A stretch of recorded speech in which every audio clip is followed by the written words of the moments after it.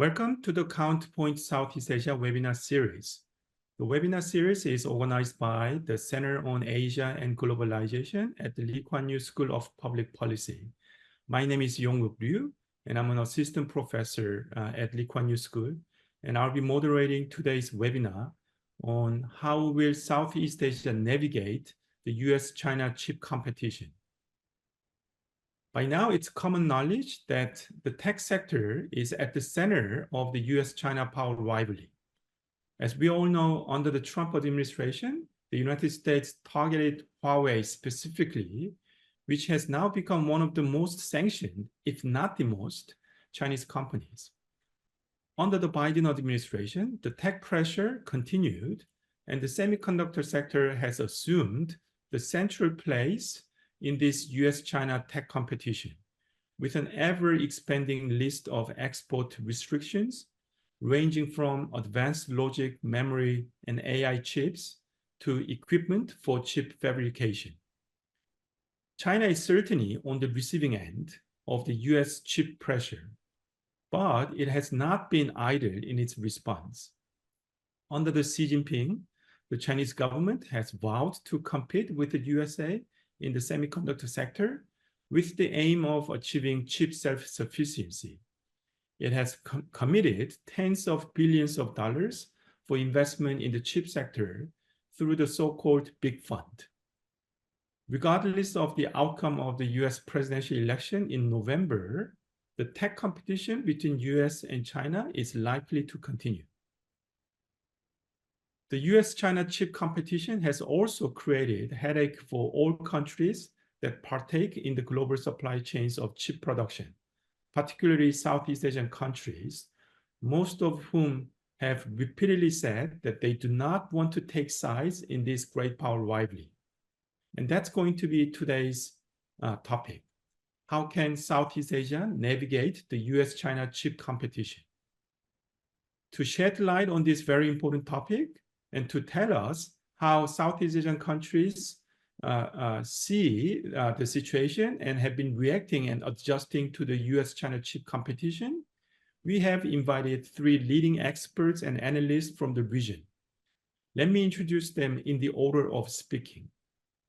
The first speaker will be Ms. Jessie Chung, who is a research associate at the Center on Asia and Globalization at the Lee Kuan Yew School of Public Policy.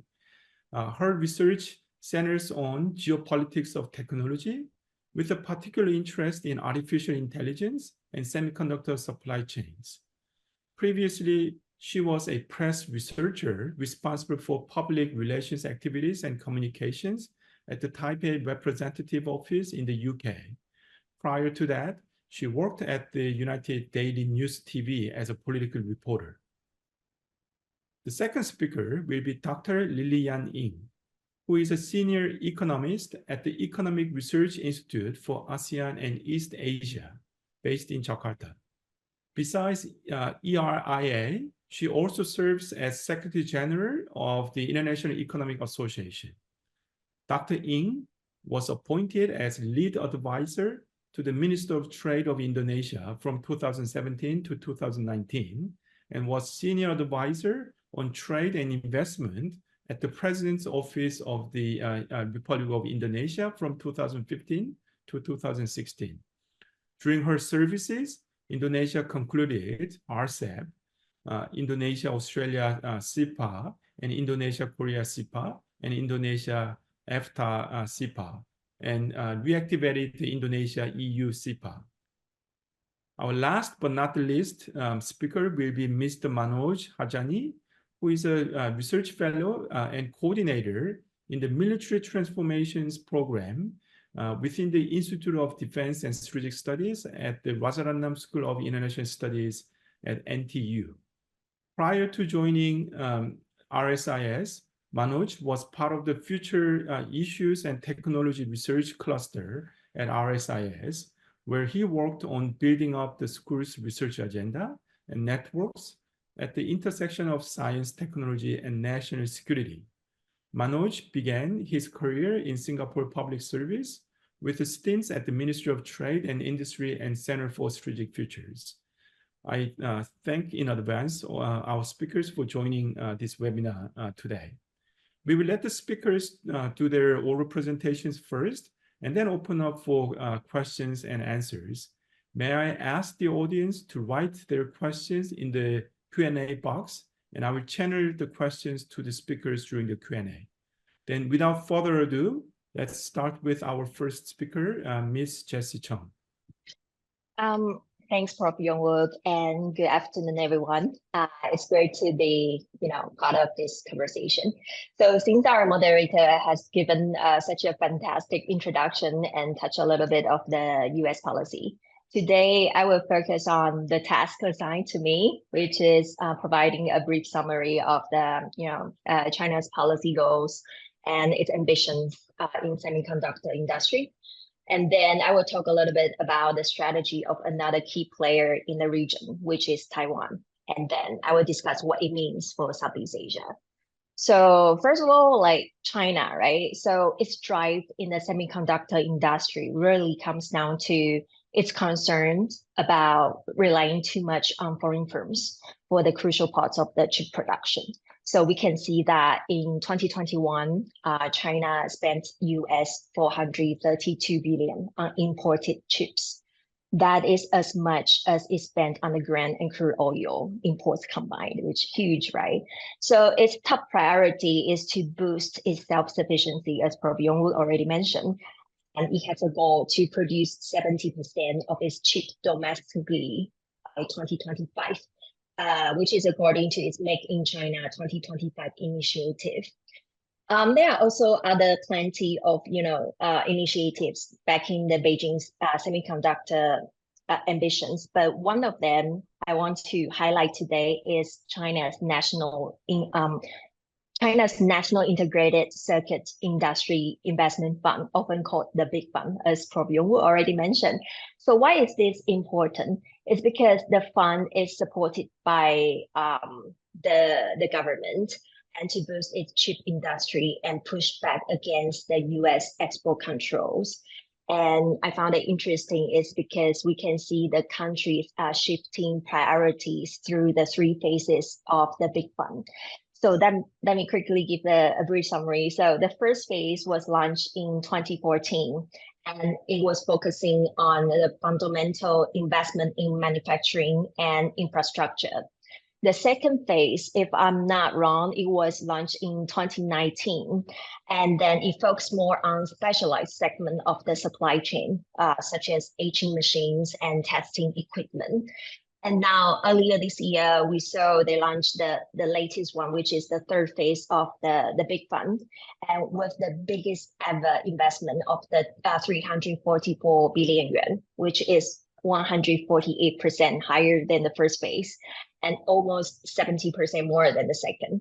So one of the areas they focus on right now is investing in advanced chips, particularly for AI. And this is the area where China still relies heavily on imports. So you might ask, how's everything going on with the Big Fund? So it's no doubt that it's given a big boost for the chip makers in China, such as SMIC, helping them to grow by funding the expansion, R&D, and talent acquisition, etc. But there are still challenges. So one of them, we know, is US export controls. They are tightening it. But internally, things are not smooth either. So for instance, since 2021, we see the corruption investigation involved the fund executives have brought a lot of attention to the Big Fund and the massive investment. So the reality is China is still struggling to hit this 70% self-sufficiency target. And the result of their effort to catch up across all the different semiconductor areas are uneven. And with this third phase of Big Fund, it will take time to see if this can really actually pay off. So what does this mean for Southeast Asia? I mean, China is really pushing up to become the self-sufficient in the chip production, but with the US export controls making it really hard to get advanced chips, the advanced technology. And because of the intensified US-China competition, Chinese companies are feeling the impact on their orders, as some of their, their usual client are now seeking to reduce their reliance on the Chinese supply chain. So Chinese companies now are looking to expand or to develop new customer bases elsewhere. That's why we are seeing more and more Chinese companies coming into the region. Malaysia, for example, there has been a surge of Chinese companies, especially since the US-China chip competition ramp up. So this is Southeast Asian countries' opportunity. And now let's move on to Taiwan. Why, people might ask, why does Taiwan matter, right? So what makes it special is its unique geopolitical position between US and China, and also its crucial role in semiconductor production, especially with advanced chips. We can see in 2022, Taiwan produced 63.8% of the global semiconductors and control over 70% of the global market for the high-end chips smaller than 7 nanometers. And now they are, the 2 nanometer process technology is the most advanced available so far. So Taiwan's semiconductor policies are definitely something for the region to watch closely. Now, what is the government doing, right? So the Taiwanese government's goal is to secure this position. And two slogans we can see from the government website is one, transforming Taiwan into a high-end manufacturing hub in Asia. And another one is a center for advanced semiconductor processes. So their main goal is to ensure that advanced manufacturing processes remain in Taiwan. But of course, there are challenges as well. So first, after COVID, many countries, they realized that they cannot rely solely on Taiwan. It's same as the China case. And now they focus, on strengthening their own capabilities and their economic security. And this includes the US, EU, South Korea, and Japan, all of which have introduced the chip legislation and the strategies to boost their own capabilities. And this shift is definitely impacting Taiwan. So for example, like with many countries now inviting TSMC to set up their overseas facilities, there is a concern in Taiwan about whether this might reduce Taiwan's irreplaceability, right? And the second challenge is now there are significant competition for the talent. Many countries are trying to attract engineers from Taiwan and the world with the high salaries. I will give an extreme example here is in May this year, there were reports that several Chinese companies set up convert operations in Taiwan to lure tech professionals with attractive offers.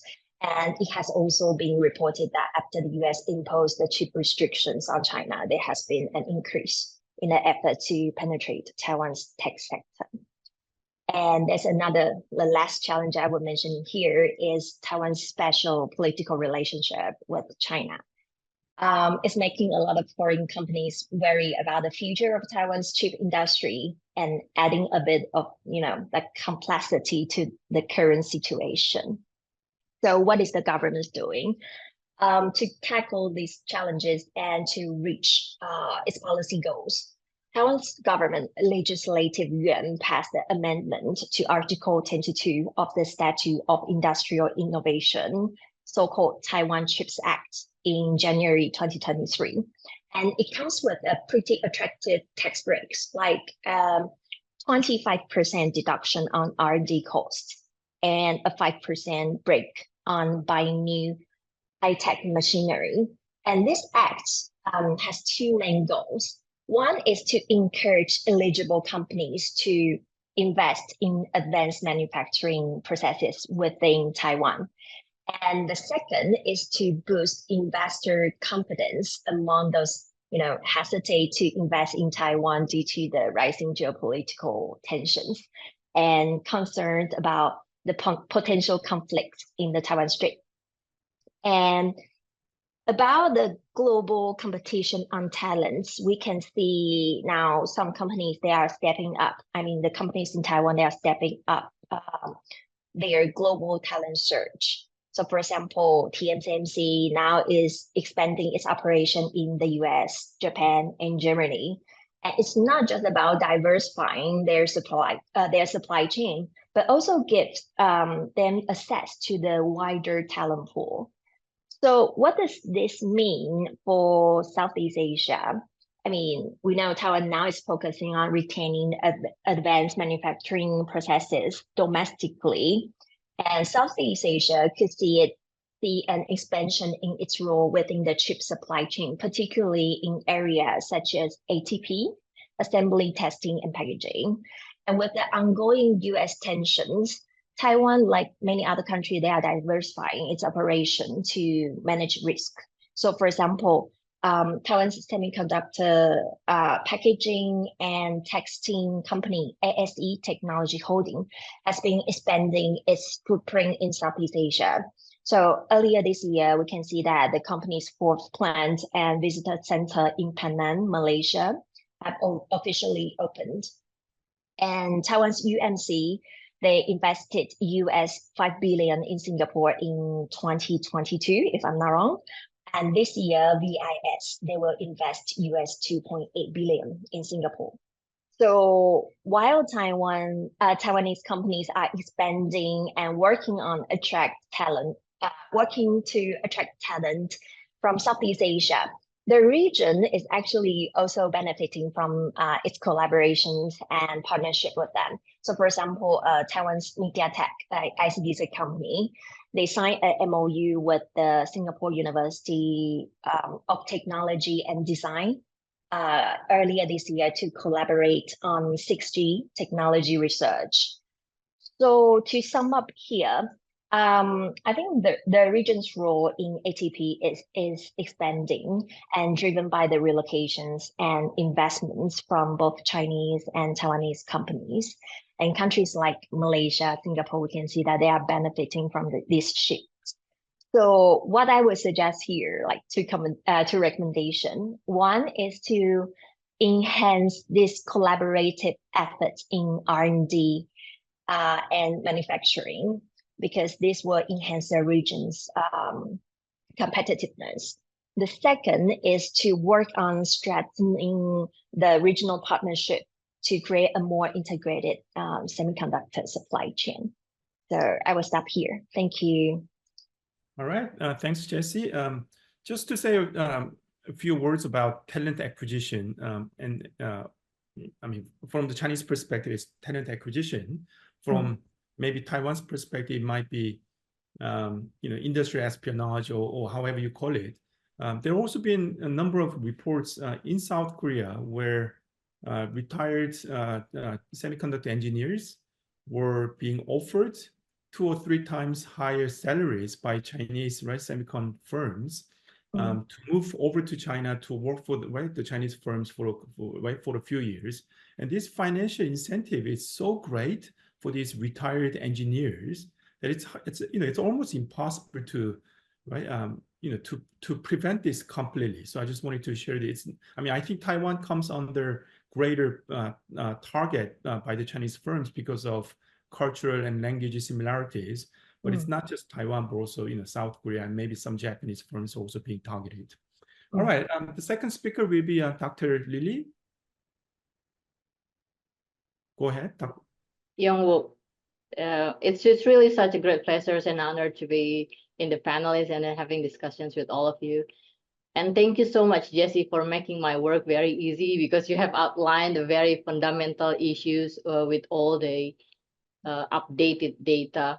And thank you, Young-wook, for let us know about the current offer. So do we move to learn about semiconductor? Well, anyway, let me start with the big questions. Every time I have discussions on this issue, I always receive these questions. So ASEAN in favor to the US or China, right? I totally agree with Jessie in the sense, like, in the short term, the current US-China tensions has brought significant benefits for Southeast Asian countries. If we see total exports of ASEAN compare between 2018, that was the time I took like before the significant increase of tariff imposed by Trump administrations. So between 2018 and 2030, we see total exports of semiconductors of ASEAN increase 42% from 190 billion US dollar in 2018 to 270 billion in 2023. The significant increase have been largely contributed by Singapore, Malaysia, and recently Vietnam, who is just emerging into semiconductor industry. That's in the short run scenario. The other benefits other than increased exports is that FDI relocations. Many Chinese or Taiwanese or Korean companies now have been trying to find a new FDI hosts, which are Southeast Asia is having benefit of these FDI relocations. So if we see again, just between 2018 to 2023, FDI to China declined by 91%, while FDI into ASEAN increased by 58%.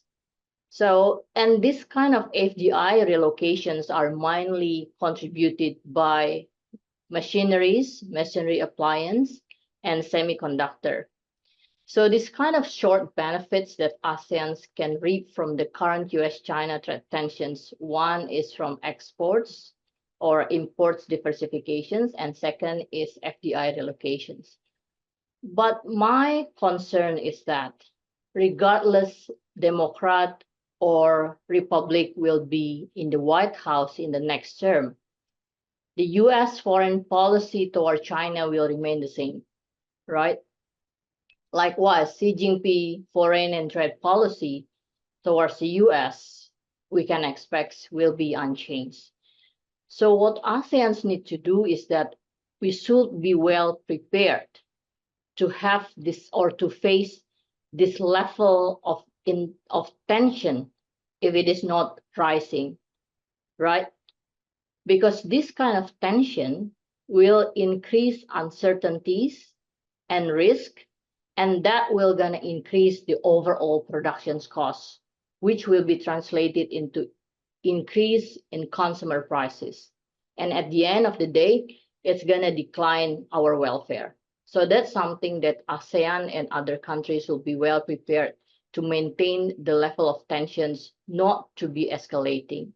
If possible, we can provide voices for maintaining all we need is peace and stable macroeconomic stability.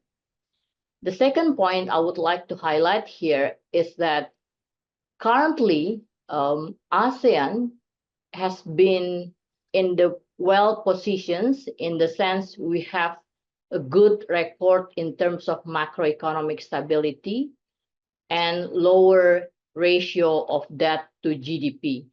That makes ASEAN Southeast Asian countries is kind of a good alternative for FDI relocations. But the thing is that I want to emphasize that Jesse mentions, semiconductor is very, very complex industries. It requires a lot of talents. And to be able to create such talents, if we see China, it took 30 years for Taiwan, South Korea, and China to develop semiconductors industries. If we look at back why Taiwan and South Korea have been in the advantage compared to Japan, because at the time, the US imposed voluntary export restrictions on Japan semiconductors, right? That was the time why Taiwan and South Korea can tap into this opportunity and develop their semiconductors industry. But it took them about 30 years, particularly in developing talents. So this is something that I can see Singapore, Malaysia have been kind of in the well prepared, in the sense like both countries have good long-term educations, as well as developing the vocational training systems compared to other Southeast Asian countries. So this is a huge homework for ASEAN's on working on talents or developing talents in Southeast Asia. And the last issue that I would like to highlight here is on economic integrations. If we see over the last 4 decades in ASEAN, we have developed ASEAN's trade agreements, we have ASEAN Comprehensive Investment Agreements, AKIA, we have AFAS in services, all of this aiming to making ASEAN as a regional productions hub where goods, services, and capital are mobile. But the thing is that if we see intra-ASEAN trade, there have been just stagnant around 22 to 25%, and recently in 2022, it's only 21.2%. The issue here is that there must be something that ASEAN can and should do to improve its economic integrations. One is that how ASEAN can strengthen its in terms of how to ensure reduced trade barriers, improve non-transparency of non-tariff measures, how to improve procedures in rules of origins, as well as how to ensure investments in ASEAN can be mobile, as well as people-to-people connectivity or mobility and skilled labor and professionals. And the second one is that it's also very important for ASEAN to ensure that relatively less developed countries in ASEAN can also benefit from integrations, because productions networks is very fragmented. It's very, we need to diversify, right? One country cannot just produce everything. So if only 1 or 2 countries can reap the benefits, I'm afraid that the 3rd, 4th tier of this kind of productions networks have not been well developed, then we may fail to develop this kind of regional productions networks. In semiconductors, there are 3 stages in productions, right? One is research and development. The second one is wafer fabrications. The third one is assembly, testing, and packaging, or ATP. Currently, Singapore is focusing on wafer fabrications, contributing about 11% of the global wafer fabrications productions. The third one, Malaysia is specializing on assembly, testing, and packaging, contributing approximately 5% to global ATP productions. And we need to think how ASEAN can level up and make other ASEAN countries to fill this kind of gaps. So I think there's kind of 3 points that I would like to highlight in the beginning, and I'm very much looking forward to have discussions with you. All difficult questions can go to Jesse and Manoj. I'll take the easy ones. Thank you. All right. Thanks, Lily, for outlining the important issues for Southeast Asia and ASEAN. Our last speaker will be Mr. Manoj. Manoj, the virtual floor is yours. Thanks, Youngwook, and thanks to CAG for organizing this webinar and having me. Yeah, I think a lot of the context and the heavy lifting, I'm thankful to Jesse and Dr. Lily Anning for laying it out. So my job here is really just to spend a little bit more time talking about Singapore. I guess we should start by maybe highlighting that the chip industry is really quite a big part of manufacturing in Singapore. So in 2023, I think almost 40% of total value added for manufacturing came from the chip industry. So it's a very significant part of the manufacturing sector here in Singapore. And globally, I think, yes, as was mentioned previously, Singapore has been focusing on wafer fabrication, and so it accounts for not an insignificant amount. So it's 5%, but the fact that it's concentrated matters. And I think another segment where it's very important is in chip equipment, so about 20% of global output.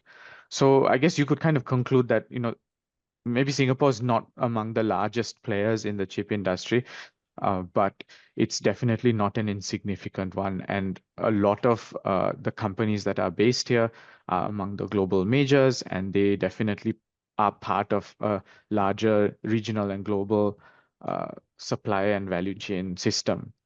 Um, I think Malaysia's come up, and of course, there's a tendency to frame Singapore's biggest sort of competitor as being Malaysia. But I think there's also been a lot of discussion around the fact that the reality is more that the two countries are complementary rather than kind of adversarial in terms of how they plug into the global chip industry. So um, Malaysia's chip industry kind of plays more to back end manufacturing, sort of the assembly, testing, the packaging, whereas Singapore sort of focuses more on the front end wafer fabrication. There's also quite a bit of R&D. And so they're not really playing in the same segments, although I think as you see from plans in Malaysia's case, they're definitely trying to move into some of these other segments. And I think as part of that, and again, this is due to the geopolitical currents that we're seeing. There's been a lot of investments in recent years. A lot of the companies that are based in this part of the world have looked to sort of manage the fallout of American pressure on China's chip industry by making some bets and some investments in this part of the world. And so I think there's one important thing to note about that. Though a lot of these investments actually expansions of existing facilities, really just taking advantage of the networks of labor, of R&D, of all the different back-end suppliers and second-tier suppliers. So we could argue that it's been more about supply chain resilience rather than outright reconfiguration per se. But I think in Singapore's case, it's quite interesting because they've shown a willingness to expand into new segments. So segments that are sort of outside the typical wafer fabrication or chip equipment segments. And one example is that earlier this year in March, ground is broken on a packaging materials plant by Japan's Toppan Holdings. So it's the first such facility here in Singapore. And I think it kind of shows the intent to move into other niches to make the overall chip industry here in Singapore maybe more resilient, perhaps, to what's happening out there globally. And I think, of course, you can't have this conversation without discussing what's happening relating to AI. And so as there's greater adoption of AI, that's also expected to drive up demand for NAND memory chips. And Micron, which has a significant facility here, relies on that plant to produce most of its global output of NAND chips. And so it's, I think, somewhere around 30% of its global revenue. And then that in turn gives Singapore 10% share of the global NAND market, which is quite significant because these are cutting edge chips. Whereas I think the rest of the production in Singapore, you could argue, is maybe more to the legacy end, which is larger than the 7 nanometer range. And I think it's quite interesting because there's been a lot of different views around, whether Singapore should play in the advanced segment or consolidate its advantages in the legacy segment. I mean, I think there's different cases to be made, but Singapore does have a lot of traditional strengths in kind of attracting advanced manufacturing. Um, uh, there's also the other factor to look out for, which is export controls and their potential expansion, regardless of which party's candidate wins the election in the US later this year. I think you will see some expansion of export controls. The question is whether these will start to cover legacy chips. There's been a lot of attention on that, and if they do cover legacy chips, then that will affect Singapore's end of the value chain for sure. I think another factor has also been this, I wouldn't call it a trend, but incidents of what they call Singapore washing, where you've got companies that move to Singapore. Many of them are Chinese in origin, and they essentially move to Singapore, set up an affiliate entity, and that allows them to avoid scrutiny of American regulators. It also allows them to gain access to finance, to talent, and to technologies that might not otherwise be available to them. And so there have been some entities that have been Singapore-based with links to China, to Russia, to other countries that are sanctioned. And they've sort of been included in the Department of Commerce's entity list.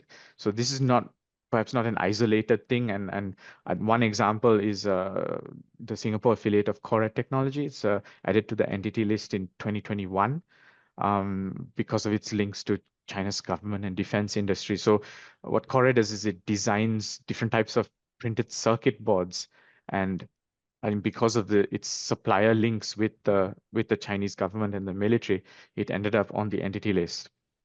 Now, as I mentioned, if you see an expansion of export controls applied to legacy chips, it's entirely possible that more Singapore-based entities will be affected by that.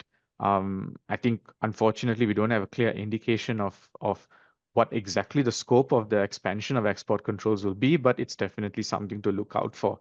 And then this then would be a concern for the state here to manage, because in a way, export controls are out of the hands of the government here. It's not something that they can actively push back against because they're imposed in an extraterritorial manner. And so in a way, the geopolitical currents between the US and China, could play out quite badly for Singapore if you see a very broad-based expansion of export controls. Beyond that, I think what the state has been doing for the semiconductor industry, it's been, in line with plans that have been laid in stone for a long time. There's been continuous investment, attraction. I mentioned the example of the plant, attraction of new investments into new niches, and generally an anchoring of talent, of R&D. And so all of those are good factors that will see Singapore in a relatively strong position. Regarding whether Singapore should go into, advanced chips to catch the AI trend, I think the current strategy doesn't seem to suggest that the state is going to dive headfirst into supporting that. And I think a lot of the industry players here have very tight links and an established structure and plans for what they want to do. So, and that might be a sensible strategy overall. But again, we don't know because we're sort of waiting and seeing depending on how export controls will play out. I would say maybe one last thing before I end off is just that, and this goes back to the point on talent. I think that's going to be maybe a point that causes a lot more competition, but maybe not in a positive manner, because in the case of Malaysia and Singapore, one challenge has been that a lot of Malaysian talent in the semiconductor industry has kind of bled out into Singapore. And so it's not been a sore point per se in bilateral relations, but I think as the industry becomes more competitive, more subject to geopolitical kind of issues where export controls become a little bit more broader and cover a lot more companies, then I think you will see these areas become maybe a source of disquiet for the two countries. I'm not sure what will change dramatically in the next few years, but I think in the long term, Malaysia's plans are quite clear, which is to, expand its role up the value chain. And then it's not as if Singapore is sitting still either. So I think we'll have to sort of see what the next few years plays out there as well. I think it's an important space to watch. So with that, yeah, thanks very much. All right. Thank you, Manoj. And thanks to all the speakers for staying within the time limit, which allows us to have quite a bit of time for Q&A. We already have a number of questions in the Q&A box. Please write your questions in the Q&A box. And if you could also mention to which speaker your question is directed, that would be helpful for me. Let me abuse my right as the moderator and ask the first round of questions to each of the speakers. So first to Jesse, one of the concerns, policy concerns for many countries in these global supply chains of chip production has been the mismatch of interest between the government and the private firms. So, in some sense, national government, which has been driven by national security concerns, has made this, macro level foreign policy decision to cooperate with the United States, right, on security grounds, which is in some sense simpler than a cluster of interest and concerns that private firms, chip firms need to deal with. So at the macro level, there's national security concerns. At the private level, they are driven by profit, right, maximizing concerns, which, right, pushes them to cooperate with as many partners as they can. So how has the Taiwanese government and the chip firms try to, right, deal with this mismatch of interest? So that's a question for Jesse.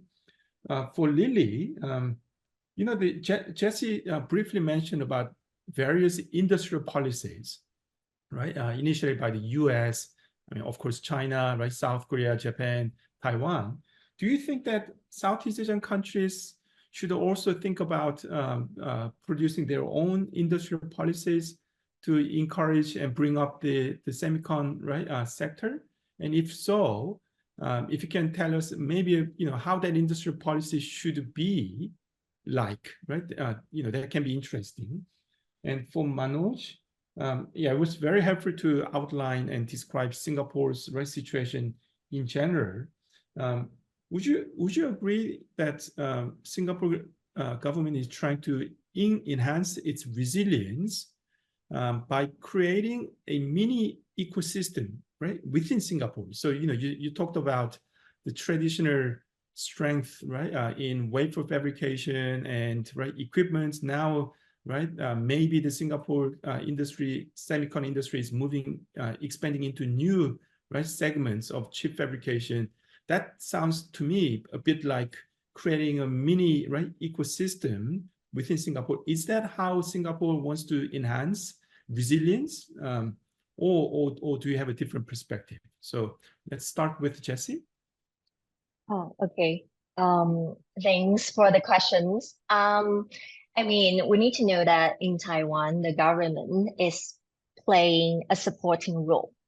So, that they want to maximize the degree of the autonomy to the company. So despite the geopolitical tensions, we know that the government understands the need for the company to make a profit. So they understand that.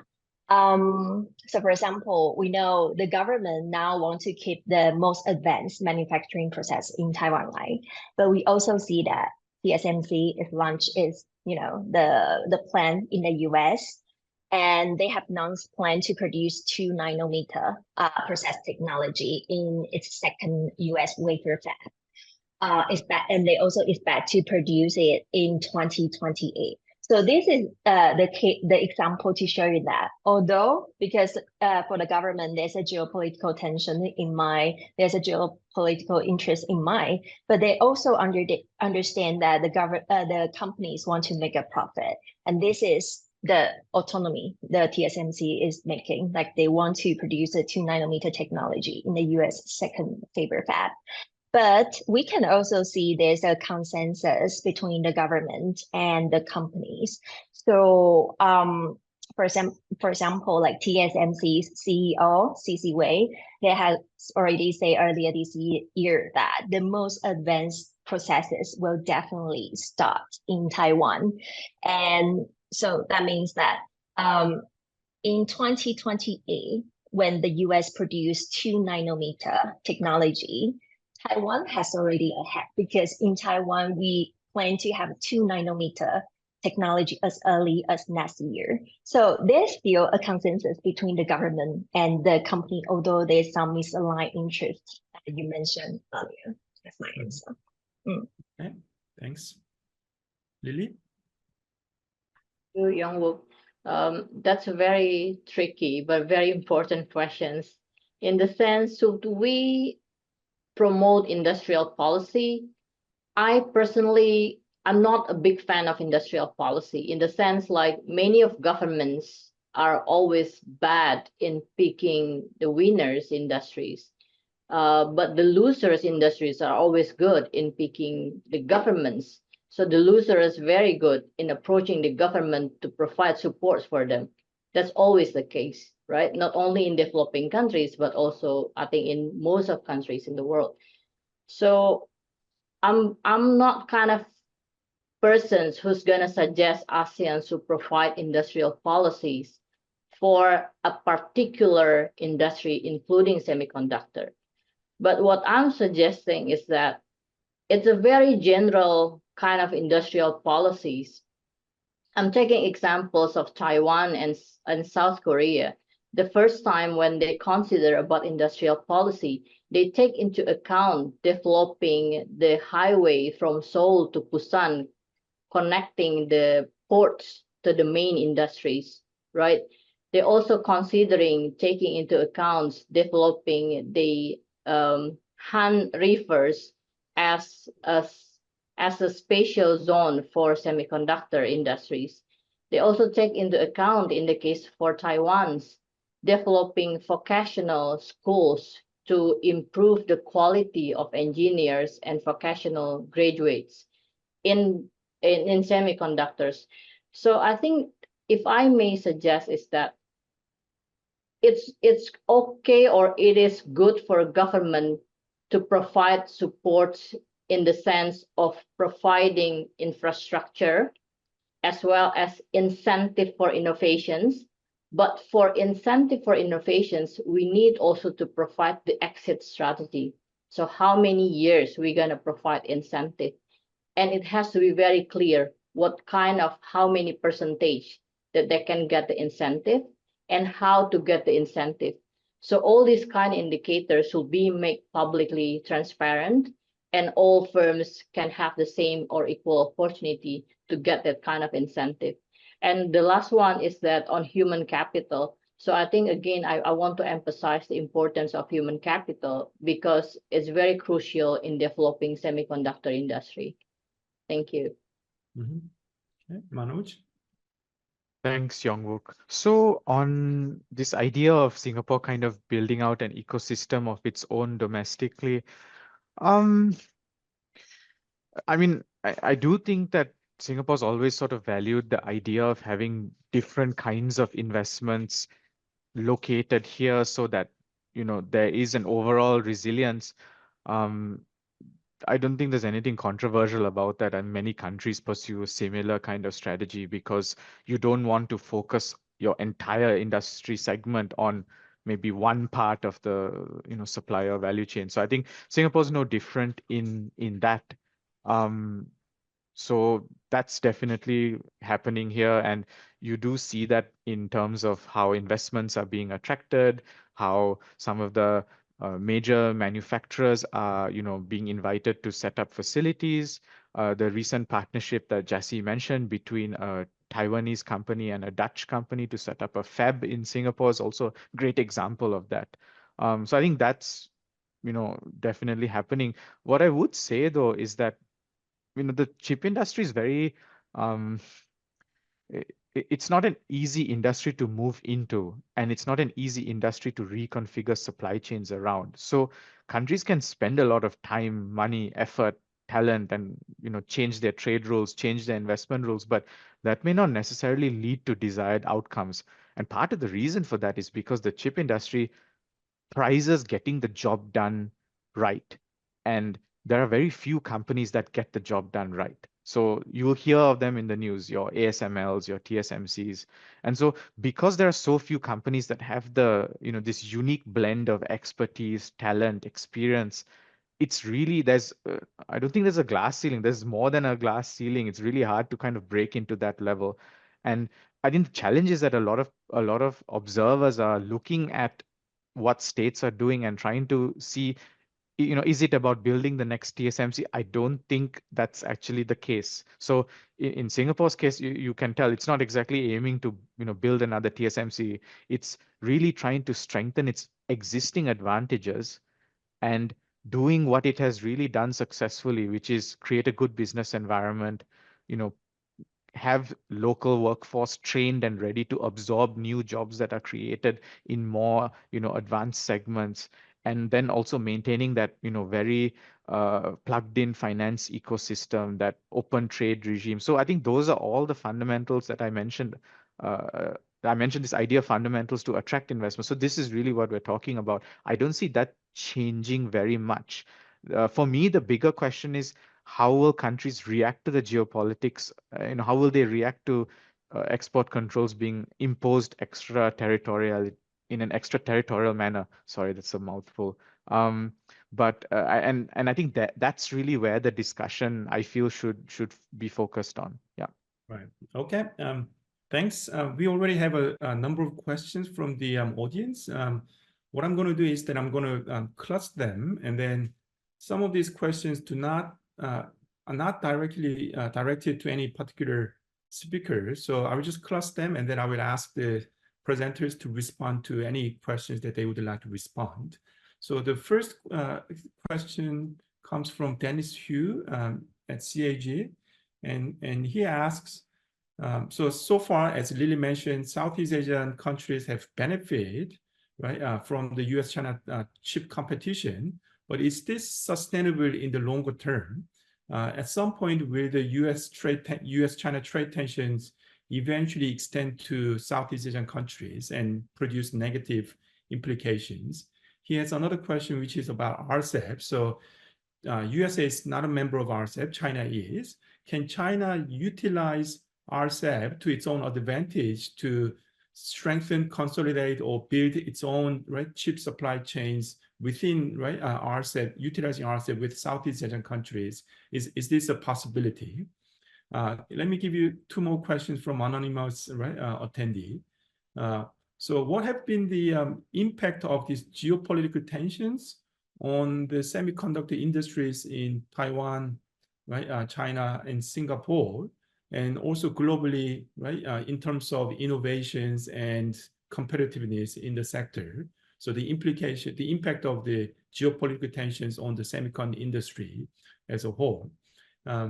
It's a similar question. So how have the recent trade restrictions between China and the USA have impacted on Taiwan and other countries in terms of semiconductor industry?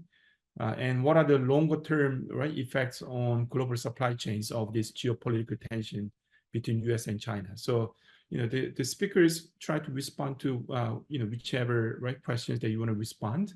And this time, out of fairness, let's go in a reversal order. So Manoj, you'll be the first to respond.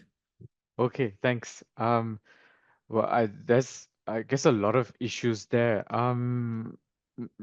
Let me try and address the first one from Dennis on, whether it's sustainable for Southeast Asia to keep benefiting from US-China competition. I mean, the straightforward answer is no, because if you're relying on geopolitics to tell you what to do with your investments and your industrial setup, that's probably a bad strategy. And any country that isn't focusing on the fundamentals is going to end up on the wrong end of any geopolitical issue. So I think that, to me, there's a kind of straightforward answer there.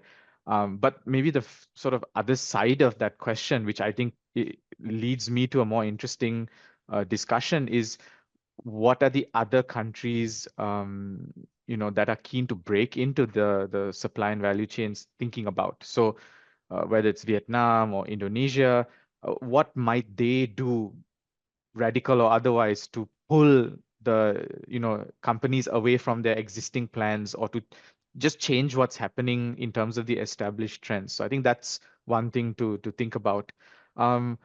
Maybe I can also talk a little bit about RCEP, and then I'll hand over time.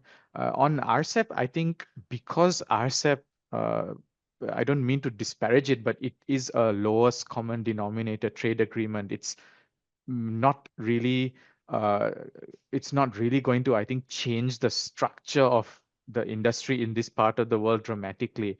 I think what might only change that industry structure, as I mentioned, is when the key players like your TSMCs, your ASMLs decide to kind of move production or site it differently, and there isn't really much of an incentive for, let's say, ASML to move, its key facilities out of its existing ones, or for Taiwan to do the same. I think, these companies are obviously not going to let go of the crown jewel. So I don't see any major kind of realignment or reconfiguration based on, where's the most attractive kind of trading environment going to be.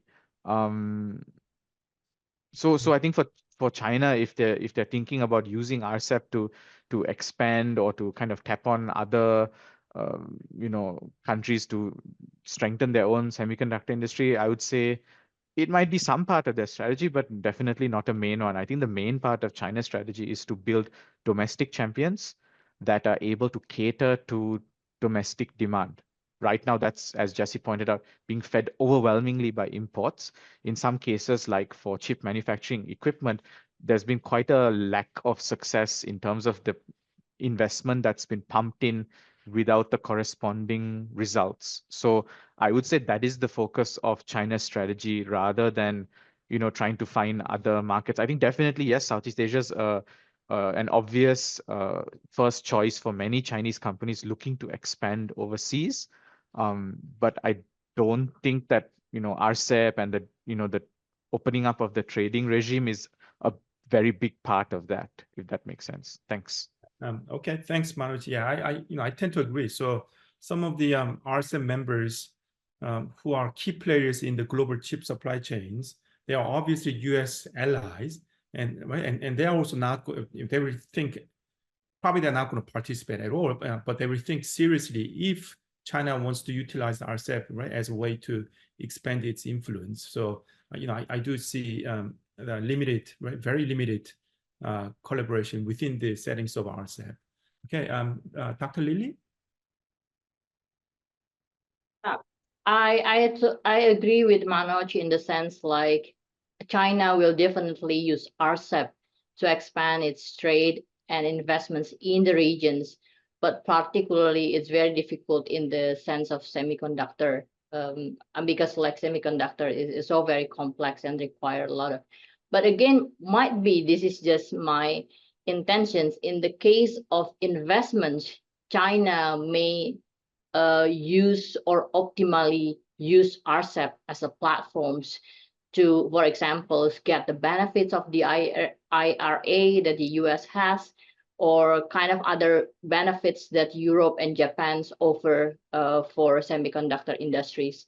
So I think businesses will gonna use or optimize this kind of any incentive or any subsidies over by the US, Europe, Japan, by using this kind of RCEP as a platform. That's my guess. On the second questions, do you see any potential from other Southeast Asia beyond Singapore and Malaysia to fill in chip supply chains? From Arizal, Zaka, and Nihan. I think the potentials are there. The thing is that with the current situations, it's very unfortunate. I call it as self-inflicted political pain in Indonesia, in Philippines, and Thailand. So this kind of self-inflicted political pain, investor will see there will be no certainties in terms of trade and investments policies. Like investments, they see 25, 30 years time, right? If they see there are no such certainties, it will be very hard for them to invest in countries. So the potentials in Southeast Asia, other than Singapore and Malaysia, are there, particularly Indonesia, Thailand, and Philippines, and Vietnam. But so far, I can see it's only Vietnam that has been very aggressive and can provide kind of political certainty for investors to expand its investments in Vietnam. Other than that, it's a pity that the current political situations do not provide favorable investment environment. Thank you. Okay, Jesse? Yeah, I think I will answer on the question on how geopolitical tension impact Taiwan and China. Probably Manoj can talk about Singapore. I think, as I mentioned earlier, like the geopolitical tension is definitely in both, the government's mind. And for China, they want to focus on self-sufficiency. And for Taiwanese government, they want to focus on keeping the most advanced chips at home. And at the same time, they also diversifying their supply chain as well. So that's why we can see like both companies from both countries, they are like moving overseas. Southeast Asia is one of the destination for these companies. But we don't really need to see the geopolitical tension in a really need to see it in a very negative way, because at the same time it boosts self-sufficiency and capabilities in each country, right? Each country, they will consider if they really want to focus on more their capabilities in the supply chain and in the semiconductors. So it's not necessary to be negative effect. And so I want to give an example here is Malaysia, right? Malaysia, we know that they are specialized in packaging and testing, but now they also want to move up to the supply chain. And then they use this momentum to really build up on the other, like more upstream of the supply chain. This is the opportunity for them. But of course, if their actual success would really depends on, other factors like market conditions and geopolitical stabilities as well. So that's my answer here. Okay, good. Let's do the second round of questions from the audience. Once again, I'll give you a cluster of questions. You respond to whatever you want to respond. The first one is, so various Southeast Asian countries are trying to strengthen their semicon sector, but have there been any regional collaboration among the Southeast Asian countries? So I guess, and this is also my sense that individual Southeast Asian countries try to bring up their own domestic semicon, right, competitiveness, but perhaps there's very little coordination among Southeast Asian countries, and perhaps, the ultimate goal for Southeast Asia should be to try to construct a region-based supply chains of semiconductors, rather than just focusing on improving their own national semicon competitiveness. So that's one question. Another question has to do, it comes from Sinue Hu, and Sinue is asking, so what prevents these regional countries from industrial upgrading in the upstream segment of chip production? So we talked quite a bit about fabrication and ATP. Why can't they not move into and enhance in R&D, right, intellectual properties, right, and design? So that's another question. And then yet another question. Perhaps maybe Jesse can answer, but the others feel free to jump in. So it's true that China has been investing heavily in the sector, and it has certainly enhanced its own domestic abilities, but is China really catching up with the US and its allies in terms of competitiveness in this sector? So this time, let's start with maybe Dr. Lily. You're gonna point me. Well, I think I just want to highlight here, overall questions is on what are the potentials, what are the strategy, what are the kind of prerequisites to develop semiconductors, particularly for other ASEAN countries other than Singapore and Malaysia. And I receive a lot of questions here, particularly Indonesia. Let me highlight 3 things here. One is that, like I mentioned to you, it's political stability. Now, with the political stability or political environment, it will be translated into trade and investments policies, right? What worries us, or what worries me, is that there has been rising protectionist measures, particularly in Indonesia, there has been growing number of local content requirements. That's number one. That's gonna make semiconductor industry is very difficult because it requires a lot of inputs, right? The second one is on human capital. Again, I just want to emphasize, like the reasons why Tim Cook invests in China, Apple in China. He mentions is that if he invite a meeting of engineering, he could get one meeting room full of engineers, but in the US, but if he has it in China, he can have a soccer field full of engineers. So that's how, in terms of quantity and quality of engineers that China can offer.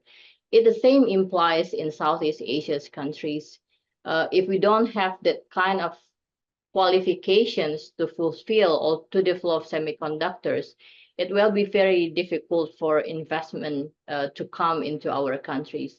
I think this kind of two homeworks that Southeast Asia should work on to ensure that we have conducive environment for investments as well as appropriate talent that we can offer. Thank you. Okay, Jessie? Okay, so I will answer the question on, is China really catching up? The short answer is not. They are still years behind the global leaders in producing the most of the in different area of semiconductors. They are still behind the global leaders, but it doesn't mean that there's no progress. I will give some example here. They already made some progress in designing the logic chips for the mobile devices and AI. So we can see like last year, 2023, Huawei produced a smartphone, and then I think that called Mate 60 Pro smartphone, and then using the 7nm logic chips. And what impressive here is that they use the older machine, the older equipment instead of the most advanced lithography machine and with the most advanced US technologies. So that's what is impressive. We know that with the older technology, it's probably time consuming and then probably costly as well, but they made it. So they made some progress on designing this kind of chips. And another progress they are making is the legacy semiconductors. So those larger than 28nm. And especially now they are focusing on the IC design and also semiconductors for growing industry like EVs, AI, and also for the telecom. This will really boost its development of the mature processes and building the local supply chain. So that's their progress. But at the same time, there's still a lot of things behind it, such as the advanced chips we mentioned, and also like the semiconductor manufacturing equipment as well. So there's some progress, but overall, they are still behind the global leaders. Okay, still struggling. Just to add my 2 cents here, I think there's been too much hype on the Chinese capabilities in manufacturing advanced chips. So this is why when the latest Huawei smartphone used 7nm chips, everybody got surprised, and then people thought that yes, all these export controls coming from the USA are not being effective. In fact, they are being counterproductive from the US strategic perspective, as they encourage Chinese innovations and whatever. Now, capabilities is one thing. I think another factor that we all need to pay attention to is cost. So at what cost, have these Chinese firms produced these 7nm or advanced chips? And if it's not efficient, in terms of production, cost, then maybe the overall assessment of whether China is catching up or not, need to be reassessed. And of course, this framework doesn't only apply to China; it also applies to the United States, So, at what cost are the U.S. government promoting export controls? And if the cost outweigh the strategic benefits of export controls, then the USA will also become rather ineffective. Okay, Manoj. Thanks, Youngwook. Maybe I can also chip in on the question about, is China catching up or not?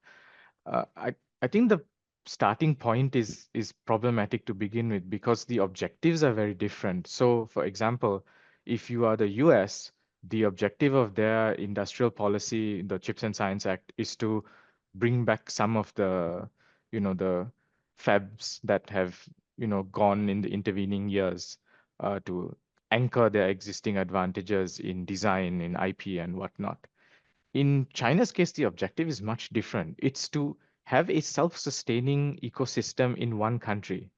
And if we look at the hard facts around the chip supply chain, that just seems like an impossible ask, because there are some countries that are so specialized and they have such unique advantages in their particular niche in the supply chain.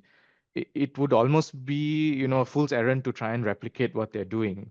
And I think in setting themselves, such a difficult objective, which is, you want to have, this very high level of self-sufficiency.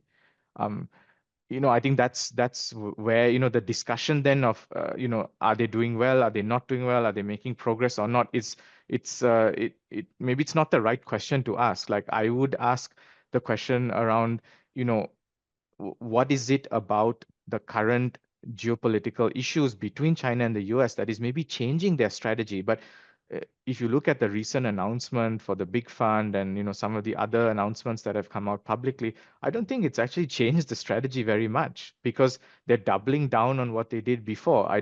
That doesn't sound like a change in strategy to me. And if you're thinking about results, if it's not worked in the past, I'm not sure it will continue to work. So pouring more money into the sector, it's unlikely to solve some of the issues that they have. Some of my other research has focused on how the institutional dynamics within China. So the fact that the chip industry is dominated by the state's preferences for what should and should not happen is probably going to be the largest limiting factor, more than any amount of money its domestic champions receive. The fact that they still need to meet political objectives, will set China's industry apart and may limit it in some very fundamental ways. So I think when it comes to this question of is China catching up or not, I feel personally that that's maybe not the question we should be focusing on. Maybe I can also add a little bit more on this point about upgrading. I think it goes back to what I said earlier around talent. I think, um, let's say, for example, you're Singapore, you want to move up the value chain, you want to maybe build a new segment in this industry. What do? You maybe set up research centers, you train new talent, you try and attract investments. Those are not short-term endeavors. I think these are endeavors that take 10 years or upwards to achieve results. And so a lot of the discussion we're having now is probably too premature to assess anything. I know, of course, the way the headlines move, it doesn't leave us with much time, much of a time horizon. But the reality is that we're probably not going to see a lot of the effects of what's being done now, in the next couple of years. Even it's probably going to be 5 to 10 years before you really see some of the effects and some of the changes in the dynamics within the global setup for the chip industry. So I don't see those changes happening now. But in terms of which countries are going to be well positioned, um, definitely Singapore and Malaysia are ahead of the pack in the region. But this doesn't discount the possibility of countries like Vietnam and Indonesia having significant niches just purely on a cost and resource basis, where they're able to maybe attract one significant investment by a particular global major, and then they're able to sort of draw in some part of the value chain there. So it's similar to like what Singapore did with Micron. So it has this 10% share of NAND chips, which is quite an advanced sector. The reason it's been able to do that, it's because it anchored Micron in Singapore. So I think these types of investments will happen in some of the other regional countries for a variety of reasons. But whether or not that changes the entire dynamic of the industry, I'm not so sure. Yeah, thanks. Okay, yeah, no, that's a very good point. I think we have not really touched on domestic industrial structure or incentive structure that would encourage innovations, right, in the semiconductor sector. So, in a longer perspective, it's probably this domestic system that produces innovations that will probably win out this competition rather than these geopolitical tensions. And and as Manoj mentioned, and here I think the Chinese system is at a disadvantage because given its history, it's all been mainly driven by the state-owned enterprises with a specific political goals, right, in mind. Whereas the let's say the U.S. market, right, it's the private firms, sometimes pretty small, trying to innovate in terms of chip design. So so if the situation comes at an appropriate time, suddenly, right, that small firm rises right to the top. So I mean, 4 years ago, no one thought of NVIDIA, right, and now NVIDIA is top of the game. And then who knows, right? Maybe 3 years later, maybe there'll be another chip firm that will rise to the top, and NVIDIA will decline because it's such a fast-changing industry. So in this environment, if you do not encourage innovations, if you don't create that kind of system, yes, in the short term, you may invest heavily here and there and try to catch up. But in a longer term, right, if you don't have that system to encourage innovations, then you probably cannot really compete, right? Okay, let's do the last round of questions. So, and here, some of these questions are specifically directed to specific speakers. So the first two questions are for Jesse. You are pretty popular today. So first one comes from Harris Amjad, and his question is, so there's been a recent news report saying that the Chinese engineers have secretly accessing banned NVIDIA chips. You think that the U.S. government will clamp down on this, right, in the future? And then the second question for Jesse is, how this chip tension, this recurring tensions between China and Taiwan, how might this escalate the cross-strait conflict and impact on global supply chains? So those are questions for Jesse. And then probably a question for Manoj is, almost all of these Asian countries that partake in the global supply, chip supply chains are aging societies. So rather than competing among themselves, can they not cooperate, right?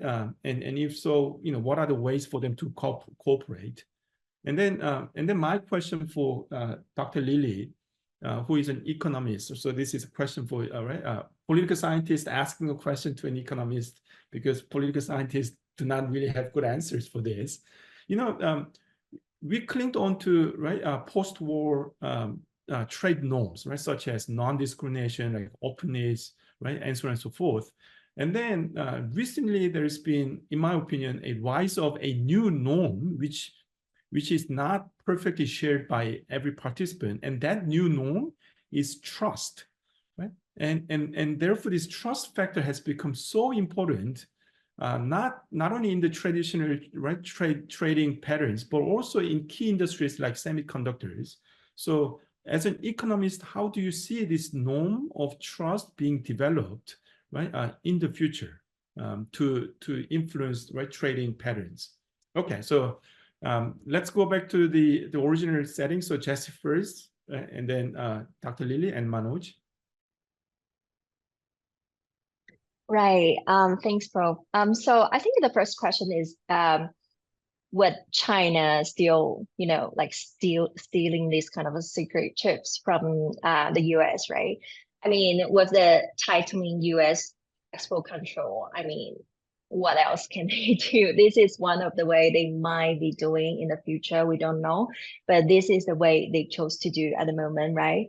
I mean, just like in Taiwan, as I mentioned earlier, they also trying to lure the Taiwanese professionals, tech professionals, and to get into the most secret thing, like most advantaged technologies. So what I would say here is that this might increase the US export controls on China as well, but it's not just the only reason for them to tighten it. So recently we see ASML, they are also selling their photography machines to China, right? And then it's I think it's the second quarter of this year, they sell half of their export was to China. even though the US already say to allies that don't do that. And then now they are trying to say, okay, probably they will have more stricter export control on that. So what I'm trying to say here is that the reason why China is doing that because they are struggling. They have this 70% self-sufficiency target in mind, and then they have a limitation to get to the most advanced technology. So this is one of the ways they are doing. But for the US export control, there are a lot of reasons, like a lot of factors to make the US to make the decision. So that's my answer for the first question. And the second question is, would US the cross-strait tension have an impact on escalation, right? Is it the second question? Yep. I mean, the Chinese side already say like TSMC, the chips is not the only way they might, if you say invade Taiwan, it's not the only way, only reason, because there are a lot of factors involved as well. But I don't really think, because of the cross-strait tensions, they already in a very heated moment. So would they really affect the supply chain? I'm not sure, because supply chain is a very complex ecosystem, and Taiwan is only specialized in advanced chip and the wafer foundry as well. There are a lot of supply chain, probably the US is at the lead. So would it affect a lot of effect on that because of the cross-strait tension? It's not necessary. That's my answer here. Okay, Dr. Lily? I think I just want to chip in a bit with Manoj's response. I totally agree with you, Manoj, in the sense like that's something that we economists are worried about. Like many countries are just thinking the shortcut. This is what China did. And then what they're doing right now is to develop many of state-owned enterprises and provide subsidies, no matter how cost it is, because that's simply because of the political goals that they want to have a record on their achievements during their tenure. But in fact, indeed, even in China, the subsidies didn't go very well, right? And then there are so many costs that China's economy bear on this kind of waste subsidies. So there's some things that I would like to highlight again and again, that we should not proceed to that kind of directions of developing state-owned enterprises and then inject a lot of subsidies just for the sake of political goals. And responding to your answers, Youngwook, I don't have the right answer. That's a tough question on trust. But if we look at the over the cycle of this trust, of this multilateral systems, back to Bretton Woods 1984, and then we developed WTO in 1995, right? And then it was the US and Germany allowed China to get into the WTO 2001 with the aim they can get into 1.2 billion market. So that's kind of cycle that the global economy is facing. They try to build multilateral trust, and then they feel there's something wrong with the system, right? They try to find a new system, and that that kind of tensions is kind of ups and downs, and the domestic pressures really plays a lot of agendas in the current geopolitical tensions, right? There has been rising anti-globalizations because of there has been escalating or rising inequality, right? There has been something we should keep in mind, that the current global systems or globalization systems has not provided equal benefits to those less skilled workers or people with disadvantage. In terms of trust, again, I don't know the right answer how to build trust, but I think from developed countries, the US and Western allies, they should understand there has been increasing shares of developing countries in terms of GDP, manufacturing value added, trade, and foreign direct investments. And that's why they have more voices in terms of multilateral systems. They want to have more voices in global governance. That's something that the US and the West should understand. At the same time, I think the most important thing is that at the global, we need to think the important issues that affect all countries, that affects all global populations. For example, let's point out on 3 important issues on climate change, digital and AI, and rising inequality.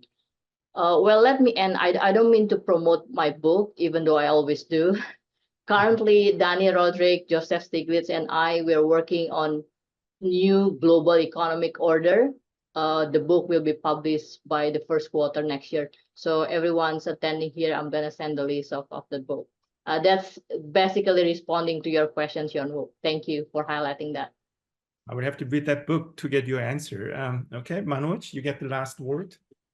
Thanks. So on the question of aging and I guess the impact on the talent pool, yeah, definitely. I mean, I think there's already a shortage of talent in the industry. And, you know, as China's found out, there's only so much you can do in terms of poaching, industrial espionage, whatever it is. So there are some hard limits there. Um, I I think in terms of whether that will push countries together, it already has. So, you know, for Singapore and Malaysia, they've outlined some plans to have a special economic zone in Johor. And the electronics industry is one of the identified, you know, industrial sectors that they would like to see investments based there. And yeah, I mean, generally the vibe around that has been one of, you know, collaboration. They are playing in a complementary spaces in this, you know, in this chips industry. And you know, now that they have the agreement, the MOU on a special economic zone, you know, it's kind of all headed in a particular direction, which is more collaboration. And I guess kind of attracting investments that benefit both countries. This goes also back to the point I mentioned earlier around how talent might be a sore point for the two countries. But I would say that collaborations like the special economic zone are one way to minimize that sort of issue from becoming a sore point. But I still feel that it will not solve everything.